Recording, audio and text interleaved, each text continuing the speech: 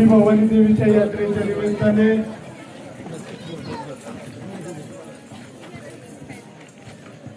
आज या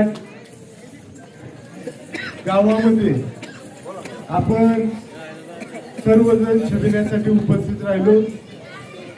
काल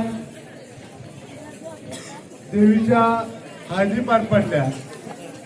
आज देवीची लग्न समारंभ होऊन छबिना चालू आहे आणि ह्या छबिन्यासाठी उपस्थित असलेले सर्व बाहेरून आलेले खेळगडी, गावातले सगळे या ठिकाणी, महिला भगिनी या ठिकाणी, सर्व पुरुष मंडळी मोठ्या संख्येने उपस्थित आहेत आणि आपल्या गावात उपस्थित असलेले सर्व नातेवाईक, मी पहिल्यांदा सर्वांना यात्रेच्या मनपूर्वक अशा शुभेच्छा देतो। कालपासून यात्रेला सुरुवात झाली आणि उद्या, आज छबिन्याचा आणि उद्या तमाशाचा कार्यक्रम पार पडून आपली यात्रा दरवेळी अतिशय चांगल्या पद्धतीने, अतिशय उत्साहाच्या वातावरणात पार पाडत असतो आपण सगळेजण। त्याच पद्धतीने ह्या वर्षी सुद्धा अतिशय चांगल्या पद्धतीने यात्रा आणि यात्रा कमिटीने अतिशय सुंदर असं नियोजन या ठिकाणी केलं। त्याबद्दल प्रथम मी यात्रा कमिटीचं अभिनंदन करतो। आपण सगळ्यांनी आज जिल्हा परिषद सदस्य झाल्यानंतर आपल्या भोसलेवाडी गावातील हा पहिलाच यात्रेच्या निमित्ताने मला उपस्थित राहता आला आणि आपण सगळ्यांनी येतोची सन्मान केला, त्याबद्दल आपल्या ग्रामस्थांचा मनपूर्वक आभार व्यक्त करतो। आणि आता आपल्या सर्व गावातील ज्येष्ठ आणि सुशांतबाई यांनी सुद्धा या ठिकाणी सगळ्यांनीच बापूंनी मागणी केली, त्यानुसार आयरे ते खिंड हा जो रस्ता आपला बऱ्याच वर्षापासून प्रलंबित आहे।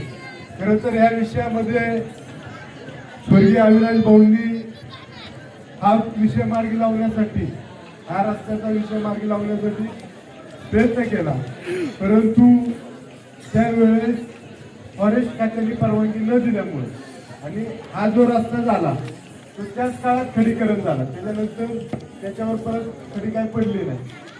त्यानुसार आता घोरपडे भाऊचं नाव सांगितलं, घोरपडे भाऊंनी गेलं, घोरपडे भाऊंची आणि माझी सुद्धा बापू चर्चा झाली, त्यांनी सुद्धा प्रस्ताव वगैरे सगळे गोळा केलेले, परंतु आता अधिवेशन वगैरे सगळं झाल्यानंतर ह्या विषयाला लक्ष द्यावं लागेल आणि हा विषय 4-8 दिवसात संपणार आहे। ह्याला पहिल्यांदा सातारवरून परवानगी घ्यावी लागते, MSCBची असेल, फॉरेस्टची असेल, त्यांच्या परवानगी घ्याव्या लागतात। तिथून हे नागपूरला जातं, नागपूरवरून मुंबईला वनमंत्र्यांच्या ऑफिसला येतं, तिथून दिल्ली ऑफिसला जातं। असा संपूर्ण ह्या विषयात जी काय माझ्या परीने जेवढं सहकार्य करून हा प्रश्न कायमचा कसा सोडवता येईल यासाठी मी भविष्यात 100% प्रयत्न करू आणि ही सगळ्यांचीच अडचण आपण बघतो की इथून सगळ्या गावांची आयरेवाल्याला बुडीला यायचं म्हटलं तरी शेंडीवर जायला लागतं, पाडीला जायचं म्हटलं तर तिकडून आणि काटकरे भोसलेवाडीवाल्यांना जरी जोरांना जायचं म्हटलं तर इथून, सगळ्याच गावांच्या आपल्या अत्यंत ज्वलंत विषय आणि फार गांभीर्याचा विषय। त्यामुळे येणाऱ्या काळात हा प्रश्न कसा मार्गी लागेल यासाठी मी 100% प्रयत्न करेन आणि हा प्रश्न मार्गी लावण्यासाठी जे काही जिथं जिथं जे ताकद वापरता येईल ते वापरून मी हा प्रश्न मार्गी लावतो। पुन्हा एकदा सर्वांना यात्रेच्या मनपूर्वक अशा शुभेच्छा देऊ शकतो। धन्यवाद।